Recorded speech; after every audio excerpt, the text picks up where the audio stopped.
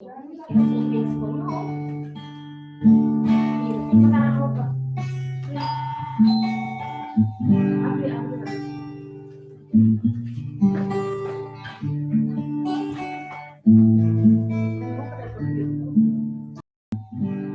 ver, Mario. Ok, voy. Ok. Oscar, ante todo, muchas gracias por la oportunidad de regalarnos este tiempo tan maravilloso y poder sentir cada día que cada sábado está más cerca, como tú dices. Mira, la pregunta es la siguiente. Carlos. ¿Estamos con Dios? ¿Sí? Sí, continúa. Ok. La pregunta es, ¿estamos con Dios? ¿Sentimos que estamos con Dios? Seguramente las pruebas van a ser muy, muy fuertes. Eh, ¿cuál es cuál es el camino indicado, Mante, para superar todas las barreras porque el enemigo nos va a poner contra la pared? Para superar esas barreras que no nos permiten, quisiéramos estar en esa iglesia de Filadelfia, para poder estar aquí y esa es su santa voluntad, para no movernos, para mantenernos de pie. Ok. Ok. Muy bien. Primero dos cositas. Una cosita que dijiste es para ser parte de Filadelfia o Esmirna. Nadie quiere ser parte de Esmirna. Esmirna muere. Yo no quiero ser parte de Esmirna. Un momentito. ¿Alguno de ustedes alguna vez ha pensado lo siguiente? Que durante, sobre todo, hay muchos de vosotros presentes que estáis en España y muchos de vosotros en Madrid. ¿Alguna vez se os ha pasado por la cabeza lo siguiente? Que ha habido gente en Cristo, o sea, que ha aceptado a Cristo Jesús como su Salvador, gente en Cristo que ha fallecido durante la crisis del coronavirus en Madrid, en Cristo, y que con los eventos que van a ir a peor y a peor y a peor en las semanas, meses, años venideros, lo que sea, el tiempo no lo sé, que alguno de nosotros aquí vamos a estar diciendo de aquí a 2 años o de aquí a 1 año, ¡oh! ¿Quién hubiese perecido 1 año atrás con el coronavirus? Y vamos a sentir envidia de aquellos que en Cristo ya han fallecido, ya no tienen que estar pasando por nada más. O sea, no empecemos a pedir por Filadelfia porque igual los que acaban mejor van a ser al final Esmirna. ¿Ok? Al final va a ser Esmirna. Entonces, puede ser Esmirna o puede ser Filadelfia. Dos cositas también en relación a tu pregunta, Mario. Primero, tú dijiste, estamos con Dios y luego añadiste algo que te tengo que corregir. Dijiste, sentimos que estamos con Dios. Ok, eso es algo principal y parte de la base que tenemos que nosotros entender. Yo no tengo que sentir que Dios está conmigo para saber que está conmigo. No lo tengo que sentir. Porque en la cámara de tortura yo no siento a Dios en un sentido físico. Yo siento el dolor en la tortura. ¿Ok? Yo sé que Dios está con nosotros. ¿Por qué? El Señor nos dice, ¿has confesado tus pecados? Sí. Entonces yo te he perdonado. Yo no necesito sentirme perdonado. Él me ha dicho que si los he confesado, Él me ha perdonado. Él me dice, yo estaré contigo incluso hasta el final. Nunca te dejaré, nunca te abandonaré. Yo ya no necesito sentirle. Porque yo vivo por su palabra, no por mis sentimientos. Porque el enemigo, a través de las circunstancias, puede manipular mis sentimientos. Y hay gente que cuando se siente alegre y feliz y contenta, dice, el Señor está conmigo. Pero cuando se siente en una habitación oscura, tenebrosa, etcétera, etcétera, etcétera, Dios, ¿por qué me has abandonado? No, porque entonces estamos regulando la presencia del Señor dependiendo a una brújula falsa o errónea que es nuestros propios sentimientos. Entonces nosotros sabemos que Dios está con nosotros porque Él lo dice, no porque yo lo siento. Entonces, de camino a una hoguera, yo puedo saber que el que está caminando conmigo es Cristo, a pesar de que vaya a la hoguera. Y saber que en realidad me está llevando al banquete del Cordero. Y saber que me está llevando a una boda. Es por eso que Esteban le van a apedrear y ¿qué ve? Ve el cielo, vienen de cabeza. ¿Ok? Entonces, eso primeramente. Y luego, ¿cómo aguantar? Bien simple. Aguantar es por fe. ¿A qué me refiero por fe? Me refiero a que nosotros tenemos que empezar a entender que en Cristo Jesús ya se nos ha dado todo. A mí me pone muy, muy, muy, muy nervioso pastores que hablan a gente que ha aceptado a Cristo y usan las palabras siguientes. Hermanos, no estamos preparados. Hermanos, han de prepararse. Han de prepararse, hermanos, no estamos preparados. Espera un momentito. Si yo he dado mi vida a Cristo, yo he sido crucificado con Cristo y soy heredero de sus promesas. Yo no miro a las circunstancias para ver si eso es cierto. Miro a su palabra para ver si eso es cierto. Y si yo he seguido los pasos de su palabra, yo ya estoy listo. Porque el estado de estar listo es mi conexión con Cristo. Con nada más. Ese es mi estado de estar listo. Además, os pongo un ejemplo bien cortito para el beneficio de todos los que están escuchando. Si en estos momentos un familiar mío llega notificación que está en el hospital, que está en cuidados intensivos y que le queda poquito tiempo y tiene solo la oportunidad de hablar conmigo a través de videoconferencia, y esa persona ha negado a Cristo toda su vida, ha sido rencoroso, ha sido de todo, orgulloso de todo. Y yo solo tengo 15 minutos. Yo solo tengo 15 minutos. Y en esos 15 minutos el Señor me permite con sus palabras presentar el Evangelio a esa persona, a ese familiar mío. Y en esos 15 minutos ese familiar mío rompe a llorar y da su corazón a Cristo y acepta su perdón. Y 2 minutos que le quedan, esa persona muere. Es la historia del ladrón en la cruz. Esa persona está salva.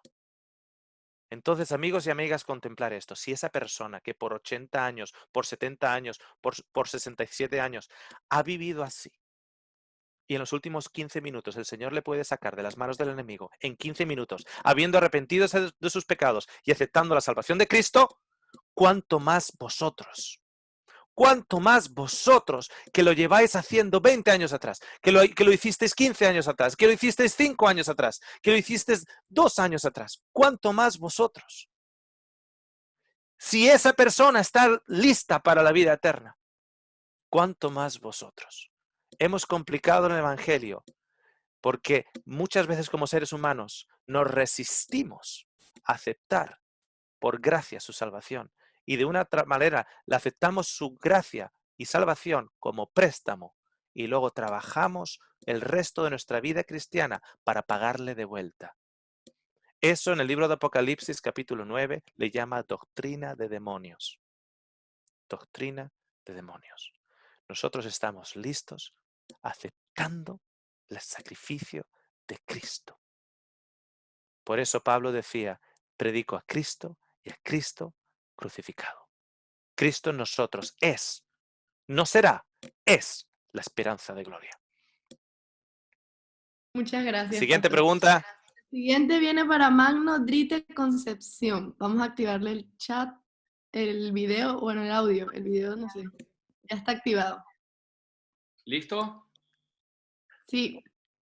Buenas tardes, bueno, buenos días o buenas noches, pues porque estamos todos separados en todas partes del mundo.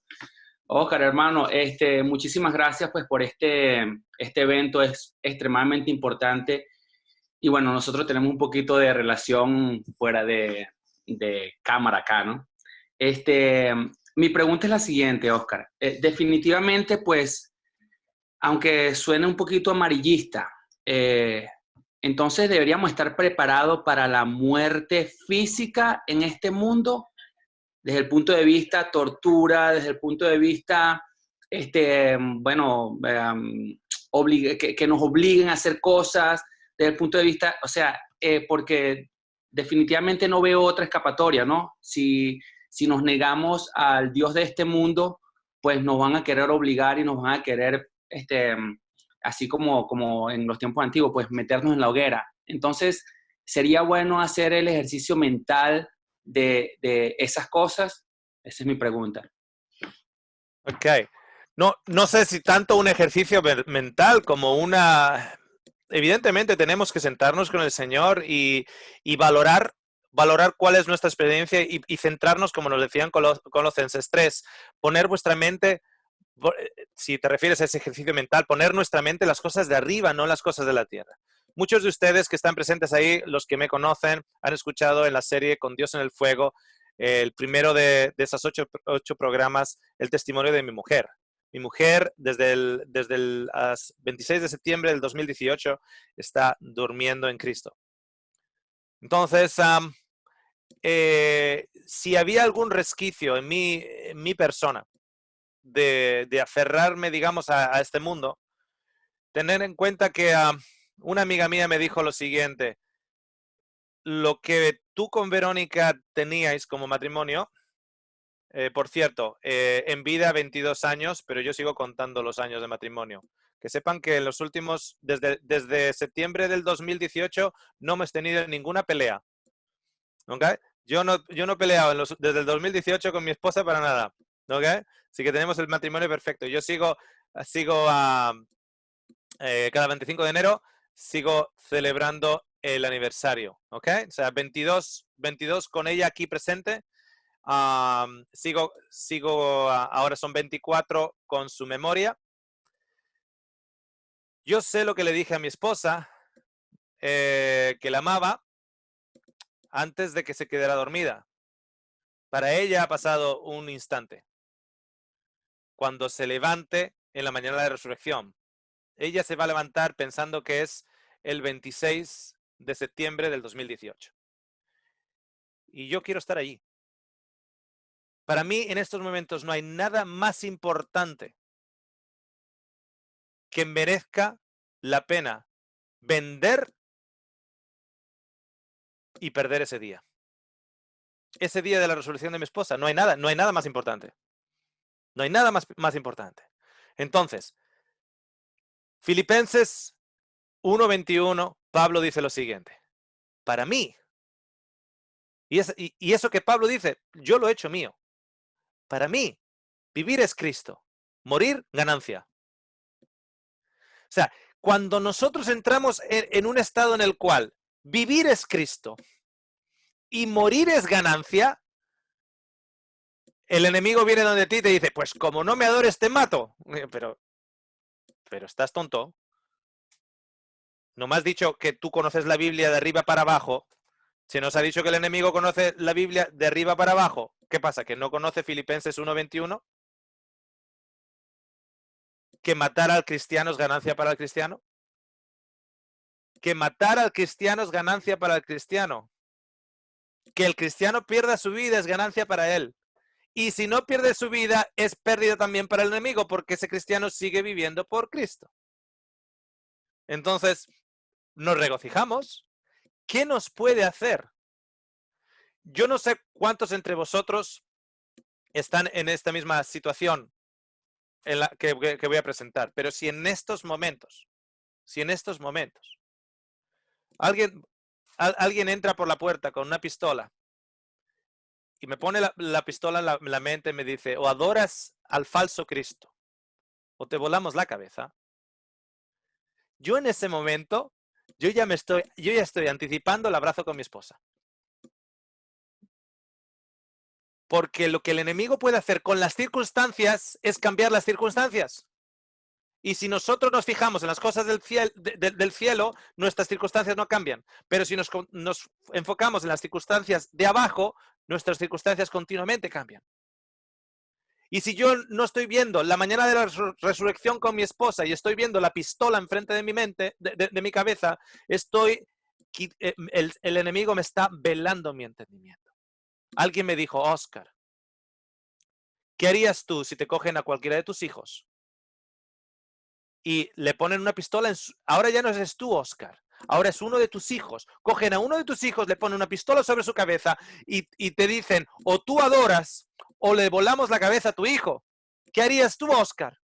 Y le digo, oh, bien simple, eso lo tengo todavía más claro. Yo le miro a mi hijo, le sonrío y le diría, te veo en menos de un minuto. te veo a ti y a mamá en menos de un minuto. Todavía más claro.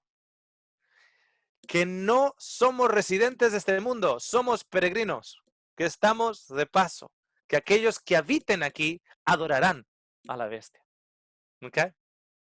Entonces, tenemos que tener la prioridad basada en las realidades de su palabra. Y la última pregunta, Andrea. Ok, familia Alves, vamos. Hola. Hola, ¿cómo están? Dios les bendiga. Bueno, mire, yo nací en Colombia, vivo en España, pero mi familia es brasilera. Y mi ciudadanía en el cielo. Hermano Oscar,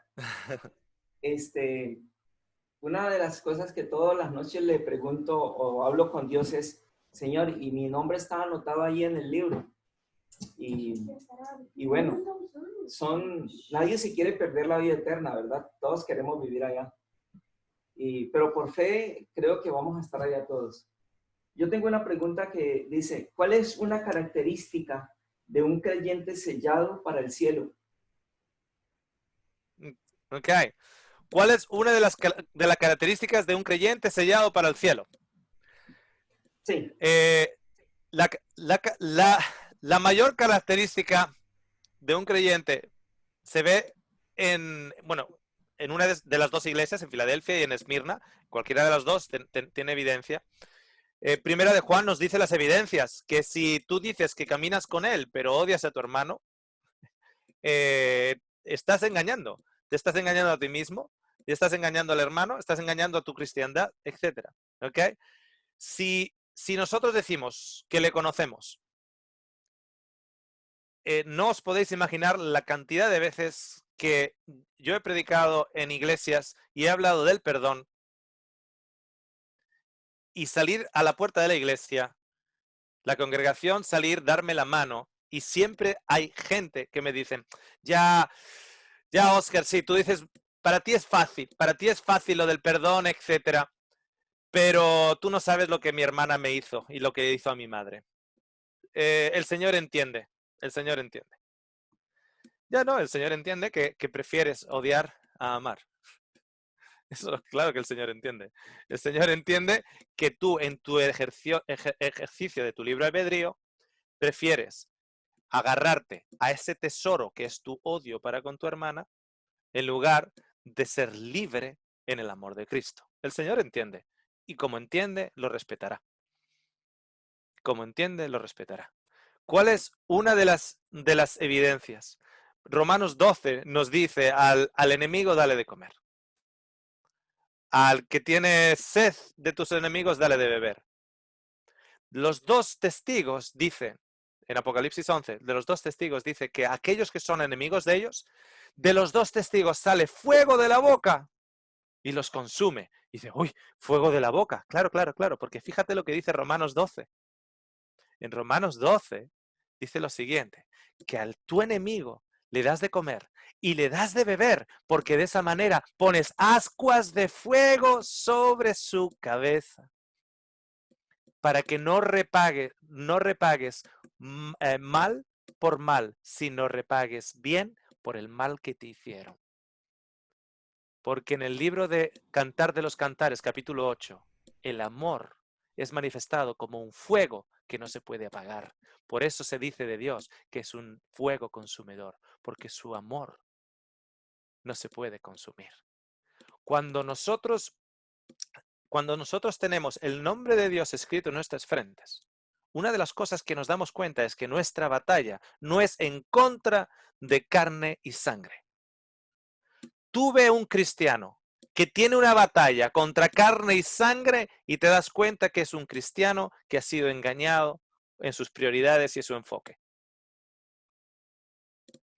Un cristiano que tiene batalla contra carne y sangre, fíjate la batalla que tiene Jesús contra carne y sangre, que cuando todavía nosotros éramos pecadores, Él murió por nosotros.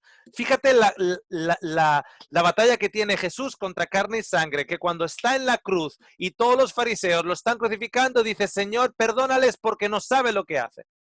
Fíjate la batalla que tiene contra carne y sangre Esteban, que dice antes de ser apedreado, Señor, perdónales porque no saben lo que hacen. Porque nuestra batalla no es contra carne y contra sangre. ¿Quieres ver un cristiano que tiene el sello de Filadelfia? La palabra Filadelfia se llama amor de hermano. ¿Quieres ver un cristiano que tiene el sello? Si tiene el sello y el nombre de Dios, tiene que tener el sello y el carácter de Dios. El carácter de Dios manifestado por la vida, ministerio, muerte y resurrección de Cristo. Es aquel que no se escapa cuando viene un leproso, sino que corre al leproso. Es aquel que no se distancia de las prostitutas, sino que levanta a la prostituta. Es aquel que tiene escrito el carácter de Dios y sabe cómo Dios actuaría en una situación en la cual está invitado por un montón de recolectadores de impuestos o de ladrones como Zaquías, y entra en su casa y comparte con él para mostrarle el evangelio y decirle: hoy salvación ha entrado en este hogar. Es aquel que le vienen 10 leprosos y solo uno va a ser agradecido, pero sana a los 10. Ese es el nombre de Cristo, porque su nombre es su carácter, y cuando nosotros estamos escritos con su nombre en nuestras frentes, nuestras decisiones están filtradas por su carácter. Y por encima de todo, es un cristiano que ora por aquel que está a punto de cortarle la cabeza. Es aquel que ora por aquel que está a punto de quitarle su libertad física. Es aquel que ora cuando está en la celda y alguien le ha violado en la celda durante el tiempo de persecución. Porque ve que está en esa posición para llegar con el amor o con el fuego de Dios sobre las conciencias del mundo en pecado, para que tal vez con su ejemplo pueda salvar a muchos. Ese es un cristiano. Cuando yo escucho a gente compartir por el internet sermones en los cuales se establece una batalla contra carne y sangre, bien llámese las élites de este mundo, que son nuestro enemigo, bien llámese los jesuitas de este mundo, que son nuestro enemigo, bien llévase los masónicos de este mundo, que son nuestro enemigo, bien llámese los papas de este mundo, que son nuestro enemigo. Mi pregunta es la siguiente: ¿son de carne y hueso? ¿Son de sangre y carne? Y si la respuesta es sí, entonces yo digo, entonces estás batallando en el frente equivocado. ¿Por qué no todas esas personas están en tu lista de oración? ¿Por qué no estás intercediendo por esas élites del mundo? ¿Por qué no intercedes por los masónicos del mundo? ¿Por qué no intercedes por los jesuitas del mundo? ¿Por qué no intercedes y lloras como lloró Jesús por Jerusalén? Y tú lo haces con las lágrimas de Cristo por todo el mundo. ¿Por qué el enemigo tuyo se ha convertido una persona de 86 años en Roma, de carne y sangre? En lugar de tu... ¿Quieres luchar contra alguien que tiene 86 años en Roma, vestido de blanco? Ponlo en tu lista de oración. Intercede por su salvación. Eso es la lucha. Por eso el Señor nos dice en Salmos que Él ha preparado nuestras manos, y aquellos que están mirando la pantalla, nuestras manos, para la guerra. Estas son las manos para la guerra. La oración. La oración. No hablar violencia contra otro ser humano por el cual Cristo también ha muerto. Amén. Jenny. Sí, Oscar, mira, dijimos al principio 3 preguntas, pero hay gente que todavía tiene ciertas dudas. ¿Nos puedes conceder 3 preguntas más? Sí. Vale. Sí, yo no me tengo que ir a la cama. Levantó la mano primero Luis Moreira. Vamos a activarla acá. ¿Tienes la pregunta? Sí, hola. Hola, ¿qué tal? Saludos desde Ecuador. Muchas gracias, Oscar. Como peregrino en este mundo, ¿cuál debe ser mi estilo de vida para evidenciar que creo en que Jesús es el Hijo de Dios, como está escrito, ¿no? Gracias. Ok, Bueno, nuestro estilo de vida tiene que ser un estilo de vida que honre al Señor en ese sentido. ¿A qué me refiero con ello? Os voy a poner un ejemplo, ¿ok? Un ejemplo y voy a extraer una presentación en nuestro seminario Casas de Luz, que tenemos 2 módulos, creo que en total son como 25 presentaciones, nuestro seminario Casas de Luz.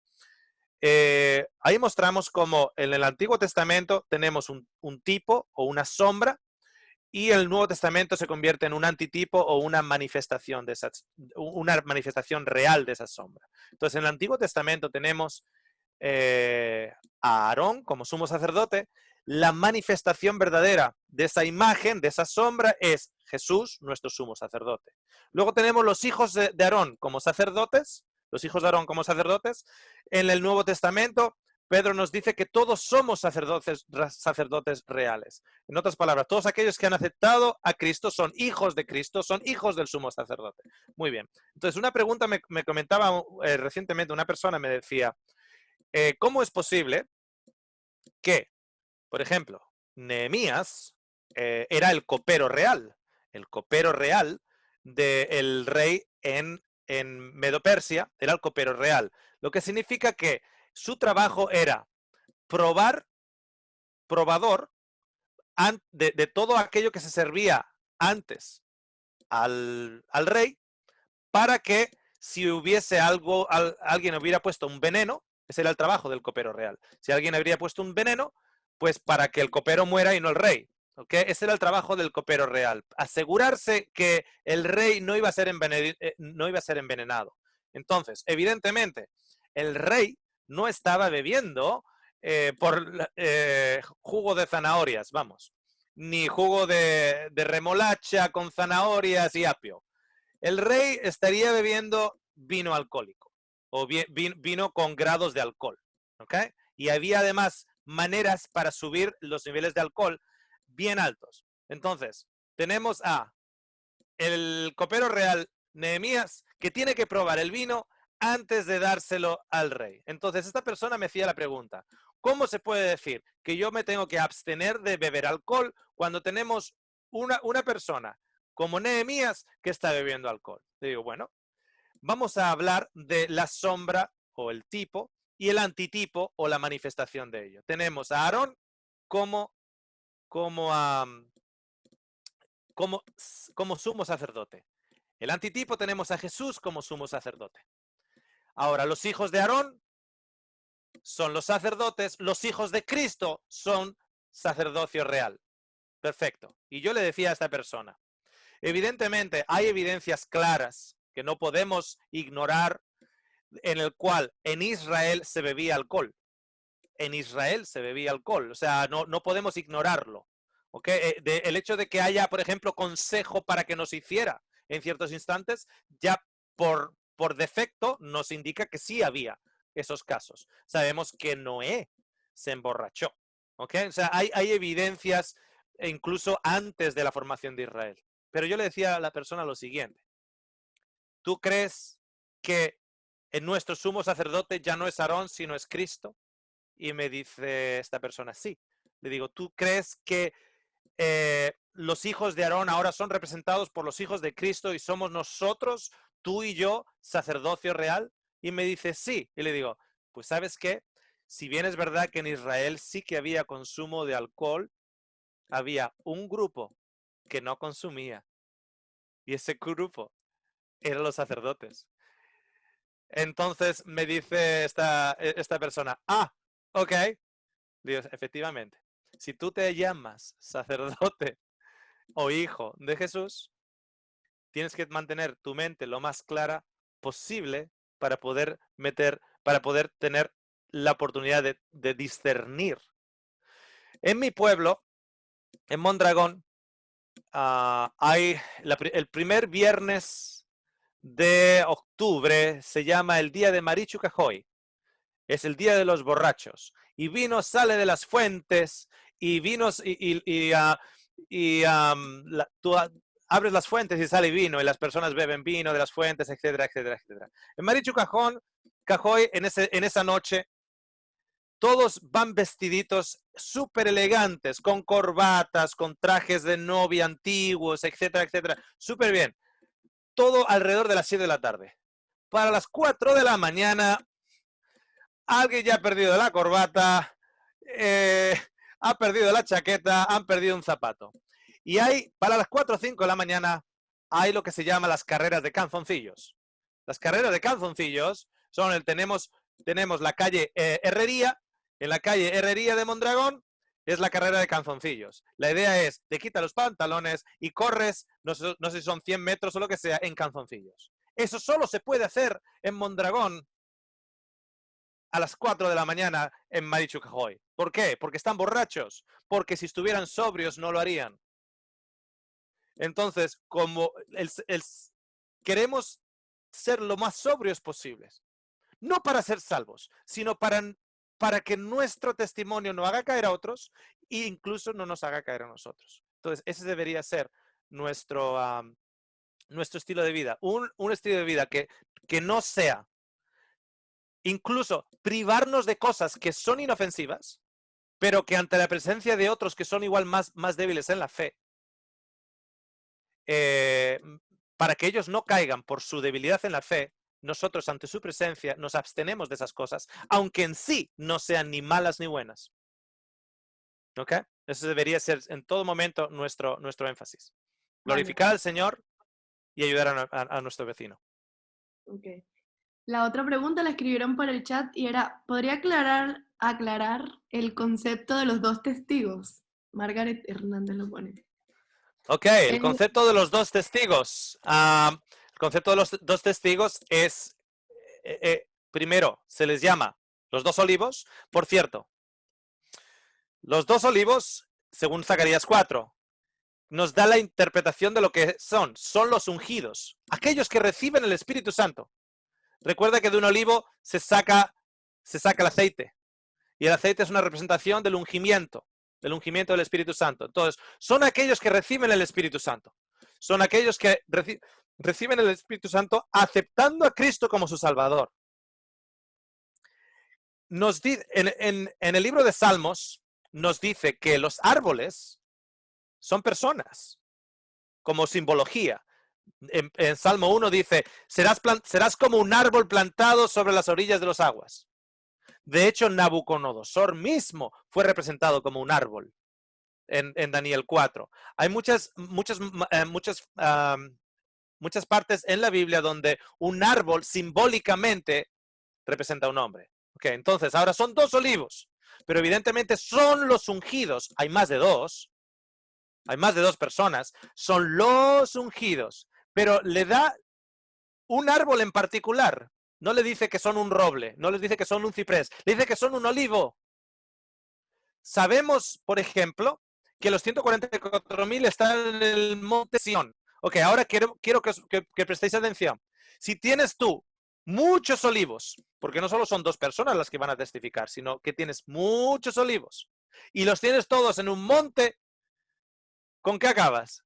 Acabas con el monte de los olivos. Con el monte de los olivos. Esa es la experiencia de Getsemaní. Porque cuando tú lees los dos testigos, dice que predican vestidos de saco. Y su testimonio lo predican a aquellos que lo aceptan y a aquellos que no lo aceptan. Pero evidentemente, cuando aquellos que no lo aceptan es parte de tu familia, etc., es un testimonio, una experiencia muy amarga. ¿Ok? Entonces, estos dos testigos pasan por la experiencia del Getsemaní. Esmirna pasa por la experiencia incluso de la cruz. Jesús le dijo a la madre de Juan y Santiago, ¿están ellos dispuestos a pasar por el bautismo que yo estoy a punto de pasar? Y hablaba de la cruz, de Getsemaní y la cruz. Nos dice también que son los dos candelabros, y cuando vemos la palabra candelabro y hacemos una referencia, una búsqueda del griego original, ¿ok? De esa manera nos evitamos problemas de traducción. Del griego original vemos que tenemos esa palabra candelabro que se repite en Apocalipsis 2 y 3. Y uno perdón, Apocalipsis 1, y nos dice que las 7 candelabros que vistes son las 7 iglesias. Bueno, de esas 7 iglesias nos dice que hay 2 candelabros que no tienen nada negativo en contra de ellas. Esmirna y Filadelfia. Por eso os decía que esa es la experiencia de los 2 testigos. Una experiencia de Getsemaní, una experiencia de ser rechazados por el mundo, de ser odiados por el mundo y sin embargo de amar al mundo y predicarles la salvación de Cristo. Vale, Ok. la última pregunta es para Heidi. Bien, gracias. Desde Argentina, muchas gracias por esta comunicación. Me gusta cuando escucho tu testimonio de tu esposa, lo he escuchado en la serie que mencionaste, y entiendo que estés tranquilo porque sabes que en un instante ella se va a despertar y va a estar viniendo Cristo, pero qué nos podés decir a los padres o a las personas que no tenemos esa seguridad con respecto a la salvación? Mi hijo hace 5 años falleció, él se suicidó, y tengo una hija que no está en la fe. ¿Cómo podemos vivir si yo estoy tranquila de mi salvación y realmente para mí la muerte es ganancia si me muero en este momento? Pero ¿cómo podemos vivir esas personas que no tenemos la seguridad de la salvación de nuestros seres queridos? Ok. Muchas gracias, Heidi. Primeramente, decir que yo tengo 5 hijos. ¿Ok?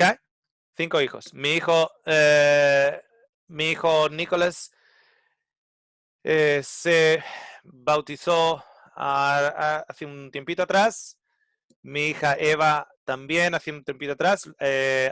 Mi hija Amaya quiere hacerlo en un día en particular. Y luego tenemos 2 niños adoptados, uno de 10 años y uno de 8 años. Yo recuerdo 2 semanas antes de que mi esposa fuera puesta a dormir, que me miró a los ojos y me dijo, recuerda que tenemos 5, no 3. Le digo, ya lo sé. Y me dice, no.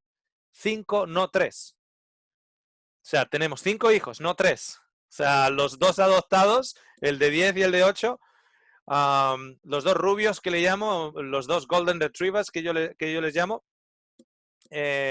son parte de ellos, ¿ok? 5, no 3.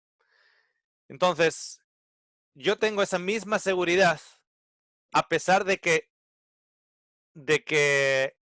mis 5 hijos quedarán sin mi padre, o sea, sin su padre, que sería yo.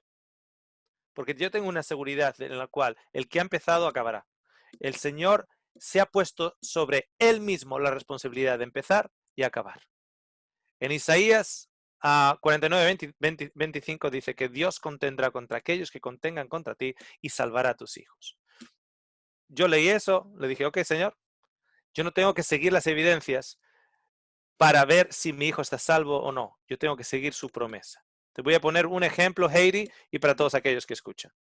Y es de mi amigo Andrew. Andrew, déjame contarte la historia. Andrew creció en una familia cristiana con 2 hermanas.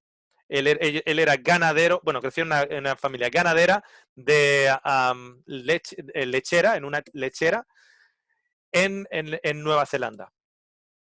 Cuando tenía 18 años, 19 años, sabía todo ya de la granja y cogió un poco de dinero, típico la historia del hijo pródigo, cogió dinero y se fue al estado de Victoria en Australia. La relación laboral entre Nueva Zelanda y Australia es como en la Comunidad Económica Europea, poder viajar y trabajar en cualquier parte de la Comunidad Económica Europea. Lo mismo con Nueva Zelanda y Australia. Entonces él vino acá y hacer dinero. Puso una lechería con más de 1000 vacas, etcétera, etcétera, etcétera. Se casó y cuando tú le veías era el típico neozelandés australiano, cerveza en mano, barbacoas, garabatos o palabras malsonantes, groseras, etcétera, etcétera, etcétera. Hasta que tendría como 45, 50 años. Y en una semana recibe la noticia de que su mamá ha muerto. Las hermanas la llaman de Nueva Zelanda, le dicen, mamá ha muerto.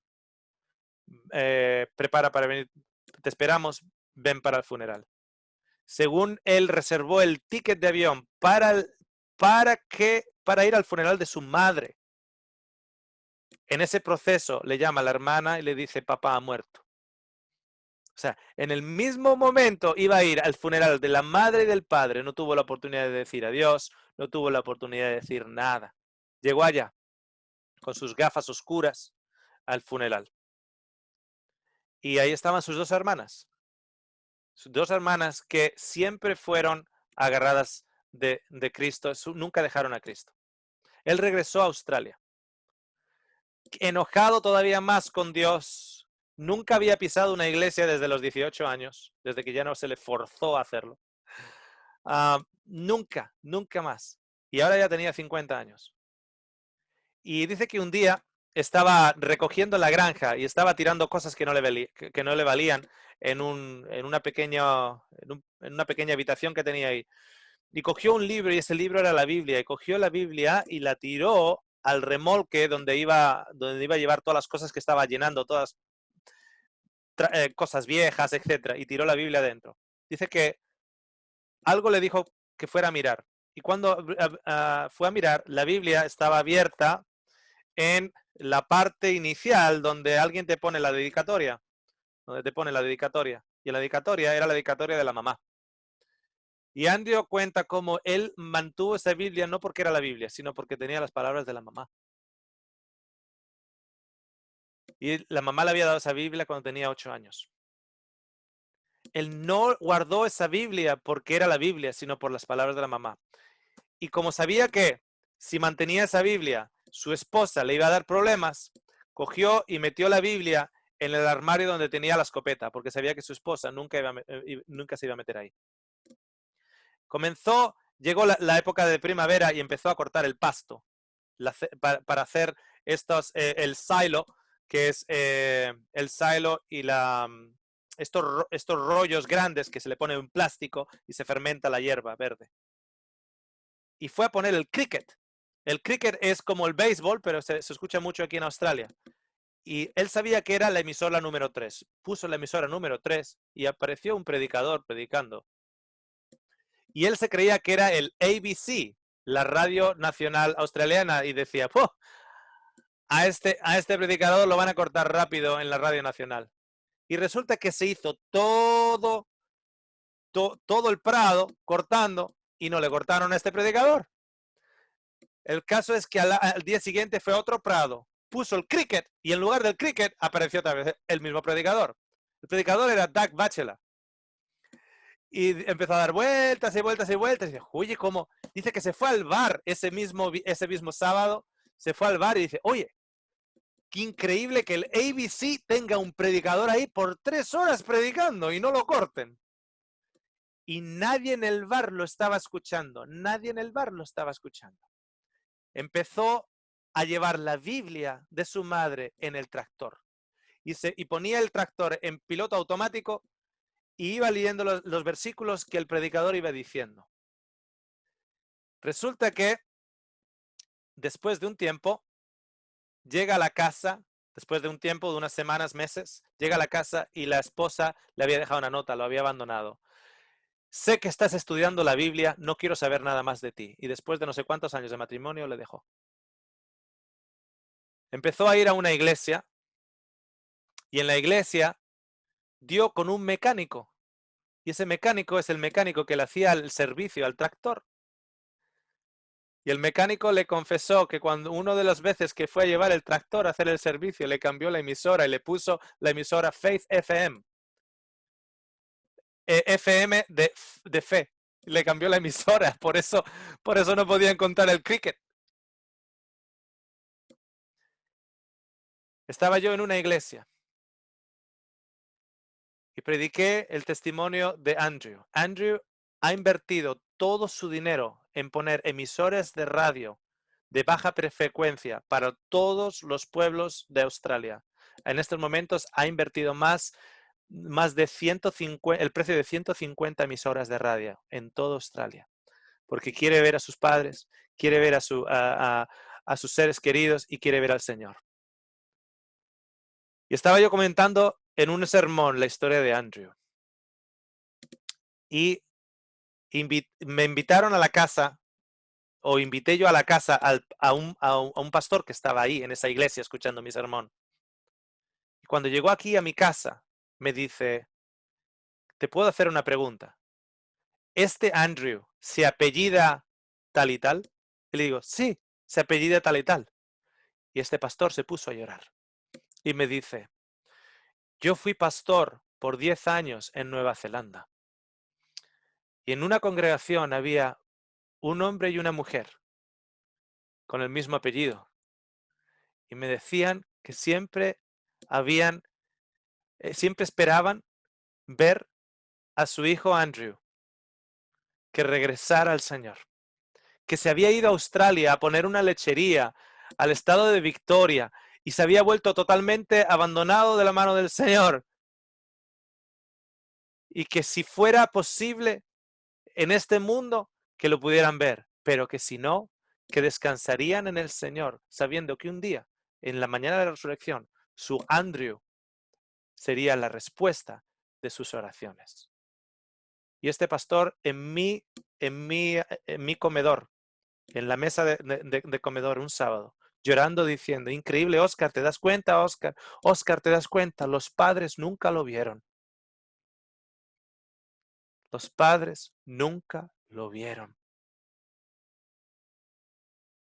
A día de hoy, Andrew es increíble. No tiene el don de predicar, pero tiene el don de mostrar a todo el mundo el Evangelio a través de sus acciones y de los sacrificios que está haciendo para ello. Entonces, ¿qué te digo a ti, Heidi, como madre, y al resto como padres que están escuchando? Nosotros descansamos en las promesas del Señor y sabemos que el Señor, cuando nosotros seamos levantados, tiene muchísimas sorpresas para nosotros. Dejamos a nuestros hijos sobre sus manos. Y como me has dicho, Heidi, que has escuchado la serie Con Dios en el Fuego, dejamos de pedir y empezamos a agradecer. Gracias, Señor, porque estás trabajando con nuestros hijos, a pesar de que no lo veamos. Gracias, Señor, porque tú tienes la mayor inversión para la salvación de nuestros hijos. Tú los amas muchísimo más de lo que nosotros les amamos. Recuerda la historia de Andrew, Heidi. Puede que tú seas puesta a dormir y no hayas visto ninguna evidencia de la salvación de tus hijos, ni del que perdió su vida, ni del resto. Puede que no hayas visto ninguna evidencia. Y es por eso que nosotros decimos que nosotros caminamos por fe, no por las evidencias. Nuestras únicas evidencias es su palabra. ¿Ok? El Señor tiene cosas maravillosas para todos nosotros. Confiemos en el Señor y descansemos en esa confianza. ¿Ok?